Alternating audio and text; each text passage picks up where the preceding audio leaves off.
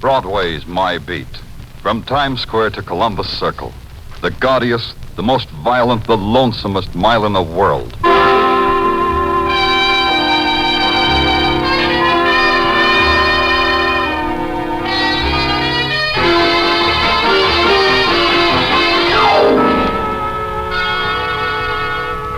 Broadway's My Beat, with Larry Thor as Detective Danny Clover.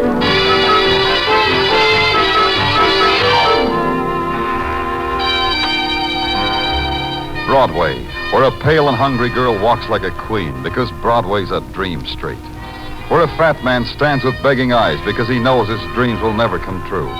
It's a cry or a laugh, but nothing in between. Either way, it's My Beat.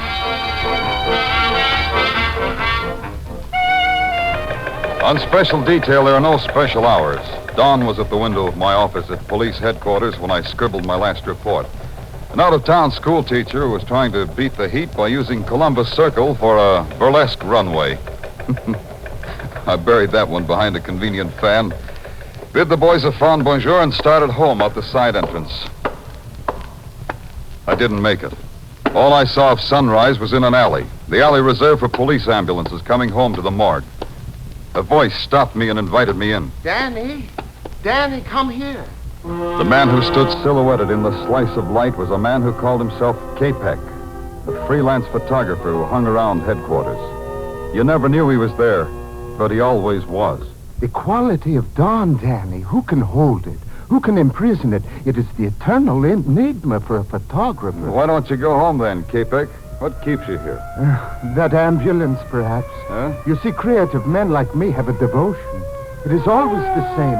Perfection. Everything neat and perfection. Oh, so that's what it is. Watch that stretcher, Joe. Yeah, okay. Hiya, Danny. Hi, what do you got, boys? Suicide. Guy jumped in front of an 8th Avenue subway. I didn't know anything about it. Well, not your department, Danny. See you later. See what I mean, Danny? Neat and perfection. The man they're bringing in, for instance. What's neat about him? That was Jimmy Dorn, a Cinderella man who only the other day won $17,000 on the Irish sweepstakes. What? You must have read about him, how no newspaper, no newsreel could get a picture of him. Yeah, I remember. He was shy. I liked him for that. But I have a picture of him. Oh? Dead or alive? Alive, of course. Dead is for any hack with a brownie. Got it with you? Mind if I see it? No harm. I've already sold it to the news. Here, look at it, Danny. Note the delicate play of light and shadow, the exquisite... This guy looks happy. I never seen anybody look that happy. Because K-Peck took it at the moment of Jimmy Dorn's greatest joy, the supreme ecstasy of winning $17,000. Yeah, to each his own. How did you get it when no one else could? The famous K-Peck tact. It cost me $50 to arrange it. But the news paid me twice that. That much, huh? When Mr. Dorn committed suicide, it raised the price. You see, in the newspaper game, one must know. Excuse me, K-Beck.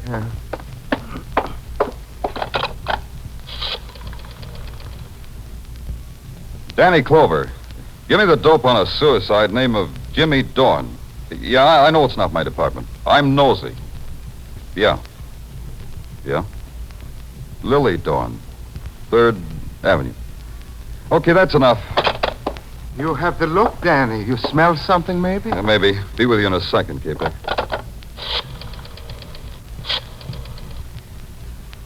Hello, Benny. Danny Clover. That Jimmy Dorn suicide. Tell the chief I'm going to look into it. Yeah, Benny, I know, but it bothers me. Sure, I'll grab some sleep on the subway. I asked you, Danny, you smell something, maybe? Why should a guy let a subway train make his wife a widow with $17,000 orphan dollars? Why should all that sudden dough make him want to commit suicide? Is it such a secret why men destroy themselves? Yeah. To me, it's not neat, K-Peck. It just ain't neat.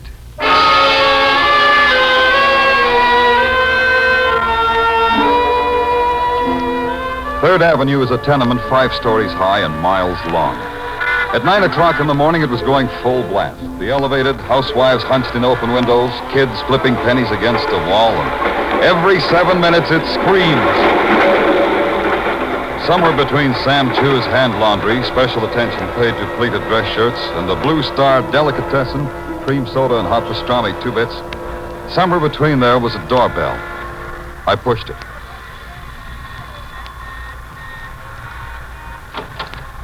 Yeah? What do you want? My name's Danny Clover. I want to see Mrs. Dorn. Suddenly, everybody wants to see Mrs. Dorn.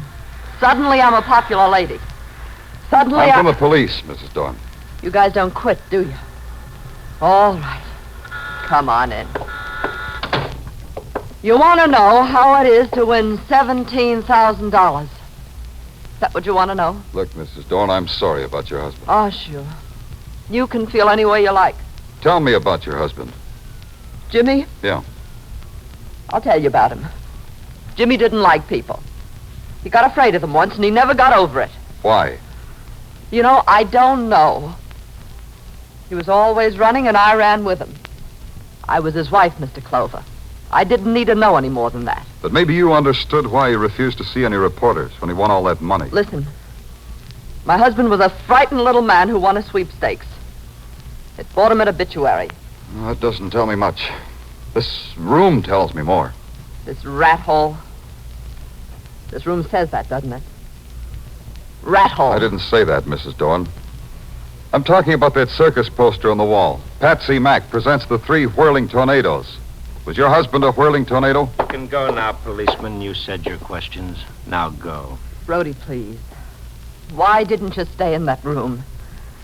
They can't do anything more to us now. Come right on in, mister. Who are you? I'm a clever boy. I don't win sweepstakes, but I stay alive. Yeah, real clever. Now, what about this circus poster? It covers the cracks in the plaster. 3 whirling tornadoes. 3 men riding motorcycles in a barrel. Mrs. Dorn, for a frightened man, your husband made a dangerous dollar. Look, I told you all I know. Maybe you ought to get out of here. Why should a poster come between us, Mrs. Dorn? We were getting along fine. You heard the lady copper. She's saying she's finished talking. That right, Mrs. Dorn? Yeah. What did you say? I said that's right.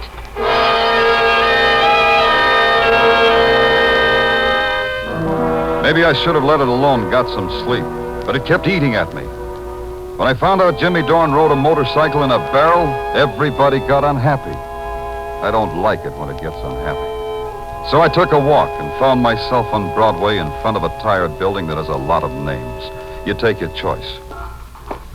You walk up 4 flights and you get 4 offers. You're perfect for a fairy tale ballet that's opening in Newark. You'd make a stunning cover in a muscle magazine. Can you play first trumpet with a Bop Hawaiian outfit? If you got a song that's crying to be published, all at a slight fee, of course. And on the 5th floor, you find what you were looking for. The office of Patsy Mack, promoter, entrepreneur, and a doll of a guy. Well, if it isn't Danny Clover. Hi, Patsy. You still pounding the stem, Danny? Aren't you ever going to be promoted? Promotion means a desk job away from Broadway. Who wants that? Yeah, I know what you mean. Can I give you something? Grape juice would be keen. I've got 3 fingers left of a bottle given me by a bearded lady who was enamored of my social standing. It'll bring a smile to your lips. You drink it, Patsy, and thank her for me, Patsy. Send her a dozen blue roses, or is it red roses for a bearded lady? Yeah, I'll do that. She'll appreciate it. She loves delicate things. Don't they all? Patsy, tell me a story. Okay. Now, let me see. Oh, have you heard the one about... Tell me the one about the 3 whirling tornadoes. The 3 tornadoes? What fond corner of your memory clutched onto them? Tell me about them. Well, I don't remember much about them, Danny. They've been out of the business a long time. The 3 tornadoes, huh? Well, there were 3 of them. Thanks. There was no one else connected with them. Oh, no. The tornadoes ran their own carny. Toured the villages and the metropolises. Patsy, you got a reputation for remembering every act that ever played a circus or carnival. What were their names? Oh, you put me on my mettle, boy. Now, let me see. There was a Jimmy Dorn. Dorn. Yeah, I think. Oh, say. Could he be the one who ended up under a subway this morning? I'll look into it. Who were the others, Patsy? Well, there was a fellow named, let me see now, a Russian kind of a name, Danilov. Yeah, that's it, Joe Danilov. Joe Danilov. And the 3rd? Oh, now you're pressing me, boy. The 3rd was a man named, let me see now, Brady? No, that wasn't it. Could it have been Brody? Brody, that's it. Well, how'd you know, Danny? Brady, it's a short jump. Now, try real hard. You're sure there was no one else connected with the act? Well, now come to think of it, there was another guy. Yeah? He backed the show, I think. Oh, his name doesn't register, Danny. This guy whose name doesn't register. Was it you? Oh, are you kidding? I had nothing to do with the tornado. Well, Hanksy, thanks a lot. You're a gentleman and a scholar, Patsy. And a liar. I left Patsy there waving his jaw at nothing, which was about what I had. Nothing. An ex-carnival performer wins $17,000 and dies under the wheels of a subway train. They say he jumped. Why should he do a fatal thing like that? Why should Patsy lie to me? A one-sheet poster said, Patsy Mack presents the 3 whirling tornadoes. Patsy had just told me he had nothing to do with the tornadoes. Well, there's another guy I know, in another place I know. His name's Pop, and he takes care of the file room of a magazine. Magazine that tells a lot about people, especially if the people are show people. The file room was deserted except for Pop. What you doing down here, Danny? Angling, Pop. Oh, you don't have to hide that comic book from me. My wife packs it with my lunch, Danny. Now, you take this one. Yeah. Sandra, the Jungle Queen. Ain't she a honey? Makes a man remember. Yeah, she's keen. What are you holding on a guy named Joe Danilov, Pop? Take a second to find out. How was that name again? Danilov, Pop. D for doll, A for avenue, N for... Avenue N? Yeah, avenue N, Pop. Yeah, got it. Only, you didn't spell it right, Denny. You didn't let me finish. Didn't need to. Here's the file on Joe Danilov, all right. Only it's D for dead. Let me see that. Joe Danilov, ex-carnival performer, a member of the 3 tornadoes, was found dead today at the bottom of an elevator shaft. Danilov left no survivors, his wife having died a year ago. Hey, how about this? How about what? Listen, a week before his death, Danilov came out of obscurity to win a cross-country motorcycle race with a purse of $1,000. So he made funeral expenses. That's hot news, huh? Last night, another man, a man named Jimmy Dorn, came out of obscurity to win a lot of money. He died, too. 2 whirling tornadoes all played out, one after another. You know something, Danny? What? I don't know what you're talking about. Oh, sorry, Pop. I was playing with a jigsaw puzzle. Well, you said right down there and do just that. I'm going upstairs for some coffee. You want some? Coffee, Daddy. Want some? Yeah, your coffee. Be nice, Pop. I'll just be a few minutes. Don't let anybody kidnap Sandra, the Jungle. Yeah. 2 whirling tornadoes. The third one named Brody. Maybe you'll blow away, too. Brody and the bitter widow Dorn, and Patsy Mack, the sweet guy who told lies. That's you, Pop? Oh.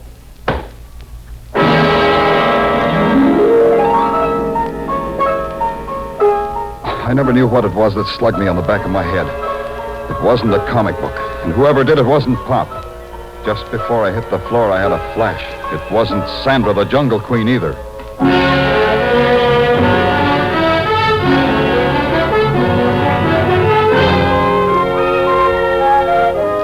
You are listening to Broadway's My Beat with Larry Thor as Detective Danny Clover.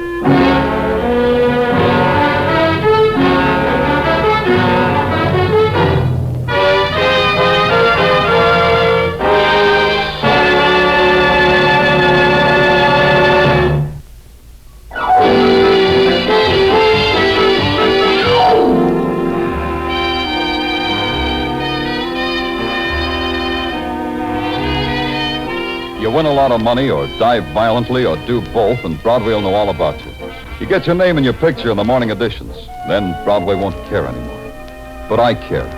Maybe it's because I've got a cop's curious mind, but it bothered me why Jimmy Dorn died. So I made it my personal business. And so far, business was rotten. I was on my back when Pop brought me to. It took a little longer to find out that the press clippings I was looking at weren't around. That's a new one. Roll for some old press clippings. This needed thinking. To think, a cop's got to eat. To eat, there's a classy sidewalk cafe on the corner of Broadway and 47th where you stand up to a hot dog and a cup of coffee that dares you. I threw a lump of sugar at it when someone tapped me on the shoulder. Hello, Danny. Mind if I join you? Oh, K-Peg, not at all. Grab a napkin.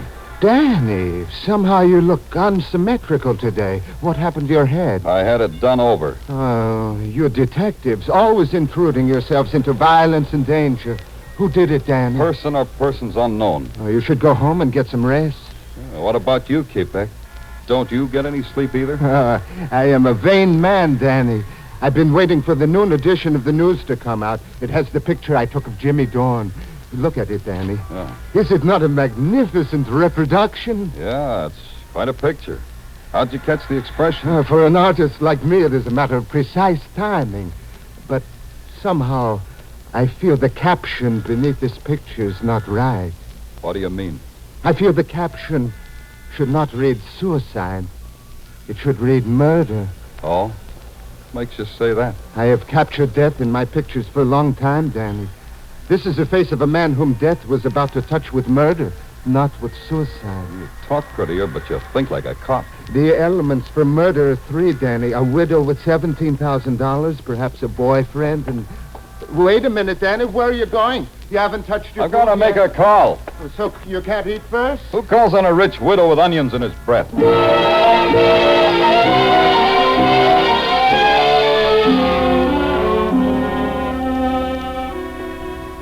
Hey, you up there. You at the window. Who, me? Yeah, you. Oh, hello. Hello. Mrs. Dorn, isn't she home? You want somebody, mister? Mrs. Dorn, I've been ringing your bell. Where is she? Oh. You know where Mrs. Dorn went? There's no light downstairs. Her? Yeah, her. Oh, sure, she had a date for across the street. What? For across the street, mister. The Eagle Tavern. I saw her go in there with a guy.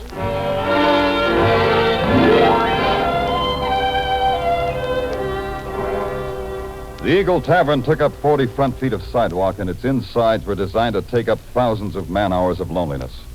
Right now, there were only 3 lonely people. The bartender, Mrs. Dorn, and Brody. Mrs. Dorn and Brody were standing at the end of the bar trying real hard. I hated to do it, but I decided to ruin their evening for them. You don't know when to quit, do you, Clover?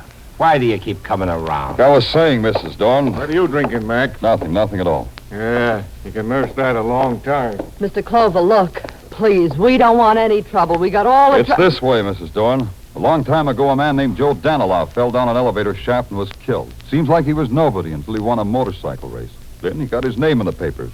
Then he died.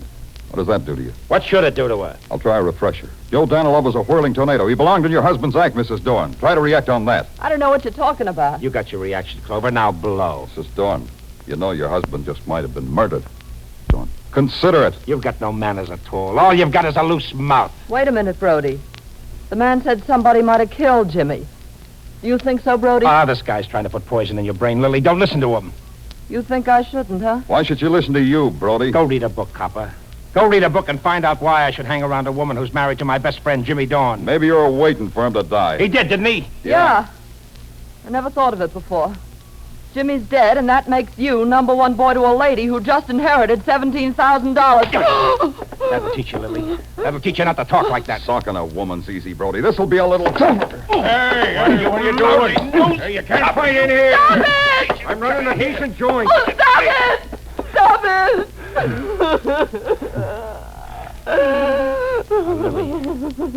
Lily, I'm sorry. Don't cry, Lily. Please don't. Talk to him, Brody. Tell him what he wants to know. Tell him what you never told me. What happened back there 10 years ago? Why were you and Jimmy always hiding? Tell him, Brody. Tell him. Take off, copper. You've done your bit. Take off and feel filthy about the whole thing. Sure, only you fascinate me, Brody. If you didn't shove Jimmy Dorn in front of a subway train, what keeps you alive? First Joe Danilow, then Jimmy. There's hardly a breeze left of the 3 whirling tornadoes. What's keeping you alive, Brody?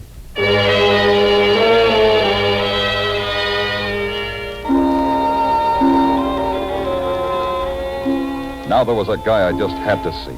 Capek. There was a chance he had taken more than one picture of Dorn. Maybe in the background I'd see a familiar face. Out in Sea Beach near Coney Island, I found the door with Capek's name on it.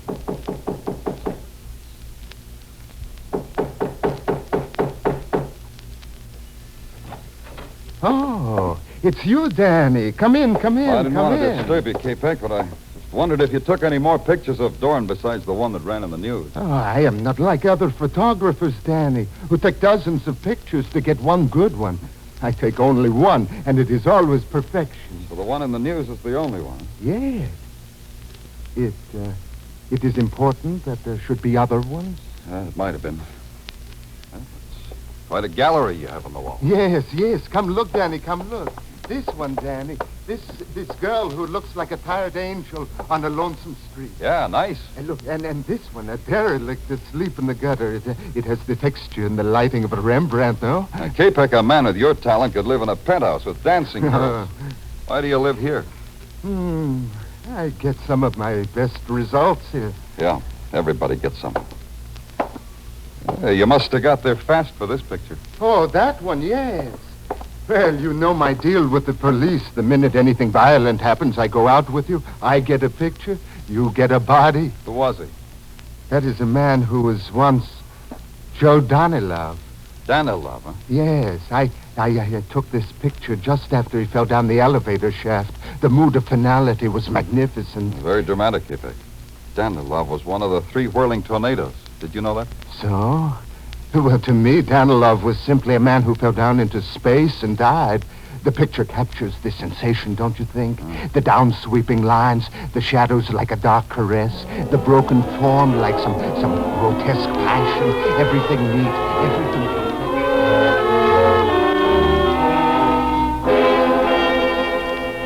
I don't think K-Peck even saw me open the door and leave. It's a long subway ride and a transfer back to Broadway.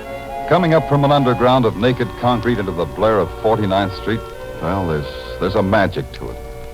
I didn't have time to enjoy it. I had a job to do and a chance to take.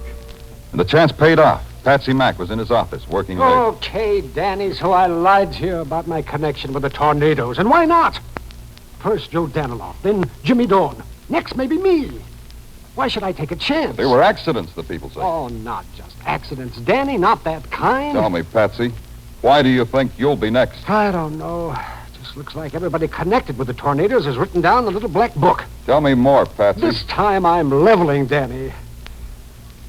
Once I managed the tornadoes, but I dropped them like they were a basket of snakes. Why? What did they do? Remember, I told you there was another guy, their backer? Yeah. But he got sick. He went to a sanitarium. While he was there, the tornadoes robbed him of everything he ever had. All 3 of them did that, huh? Yes. Danilov, Brody, and Jimmy Dorn. Danilov and Dorn are gone. That leaves only Brody, plus the widow Dorn and $17,000. Were you ever in a sanitarium, Patsy? No. But they might put me away for slugging a cop. Oh, what do you want me to do, Danny? Cross my heart and hope to die? Something easier than that. Use your phone for me. Anything for a friend, Danny. But you are my friend, aren't you, Danny? Call Billboard for me. Oh, what? Personal ad, Patsy. A personal ad on the front page where a guy in the show business would be sure to see it.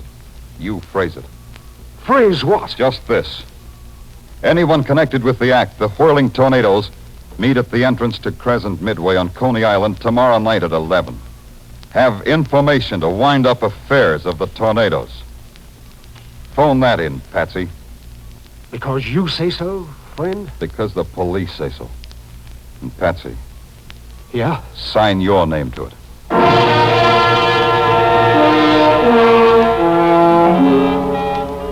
So I had it all set up.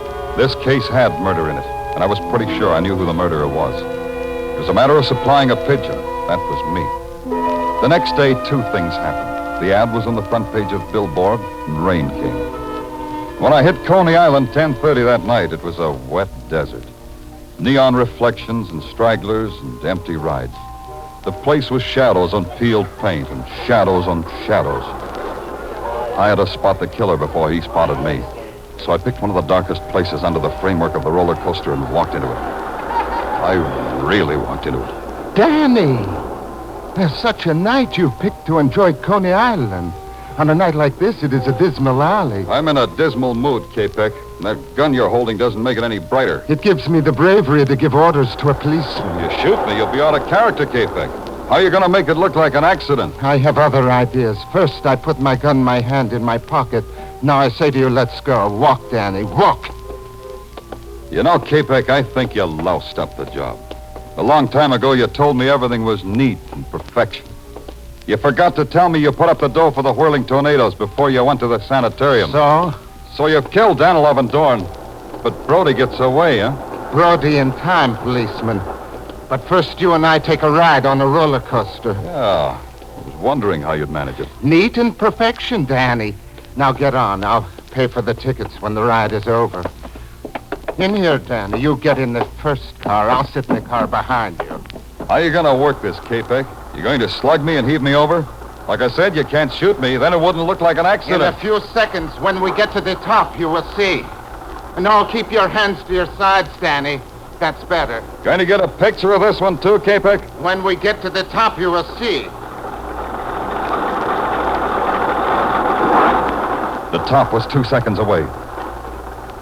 Now, Danny, stand up. Stand up. I stood up. Out of the corner of my eye, I saw him rise, See too. how I Take the make gun it out of his look like an pocket, its accident, barrel in Danny? his fist. His arm came up in a wide arc, and that was the break I was waiting for. His body arched forward to strike. I twisted, grabbed his hand and elbow, and threw. Let go of me, Danny!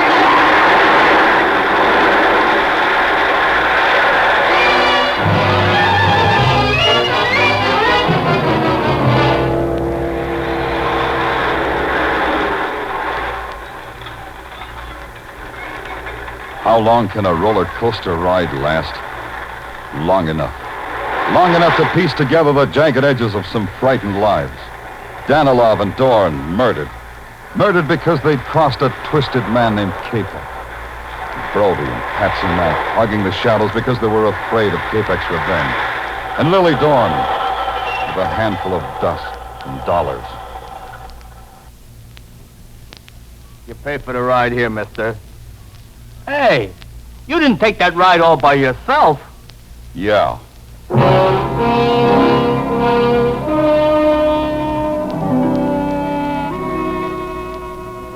A little while later, an ambulance came and picked up the dead, broken body of Capek. They took a picture of him, too. I caught a ride back to Broadway in a prowl car.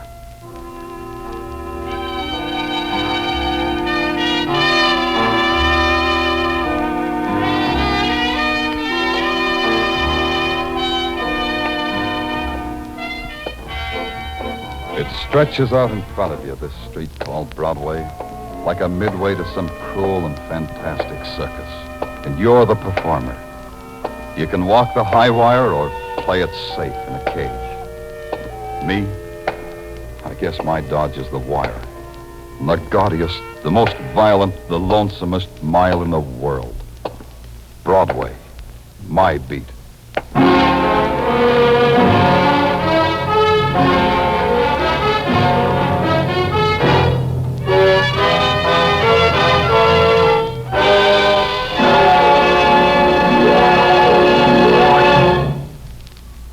Broadway's My Beat, with Larry Thor as Detective Danny Clover, is produced and directed by Gordon T. Hughes, with script by Morton Fine and David Friedkin. Musical direction is by Lud Gluskin.